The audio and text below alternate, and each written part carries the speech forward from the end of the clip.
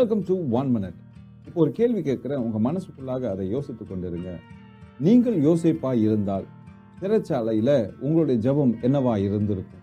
பொதுவாக நம்ம என்ன ஜெபிப்போனா, ஆண்டவரே இந்த சிறைச்சாலையிலிருந்து என்னை விடுவீங்க, நான் என்னுடைய தகப்பன் வீட்டுக்கு போகணும், போய் எங்கள் அப்பாவை பார்க்கணும், அல்லது என்னோட சகோதரர்களை நான் பழி வாங்கணும், சொல்லி அவருக்கு புரிய வைக்கணும் என்ன நடந்ததுன்னு சொல்லி இப்படிலாம் நம்ம ஜெபிச்சிருக்கோம்.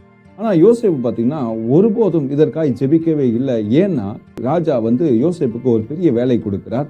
அந்த வேலையில கண்ணும் கருத்துமாய் அவனுக்கு கொடுக்கப்பட்ட வேலையை 100% தன்னால் முடிந்த எல்லாவற்றையும் அதை செய்து அந்த வேலையை நிறைவேற்ற வேண்டும் சொல்லி முயற்சி செய்து கொண்டே இருக்கிறார். கர்த்தர் தன்னுடைய சகோதரரை யோசேப்பினிடத்துல கொண்டு வந்தார்.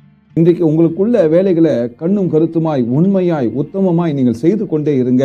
கர்த்தர் உங்களோட வாழ்க்கையில் நடந்த எல்லாவற்றையும் மாற்றி அமைத்து எதை நீங்கள் இழந்தீர்களோ அதை உங்களிடத்தில் கொண்டு வந்து சேர்ப்பார். இந்த வீடியோ உங்களுக்கு ஆசீர்வாதமாக இருந்தால் மற்றவரிடத்தில் பகிர்ந்து கொள்ளுங்க.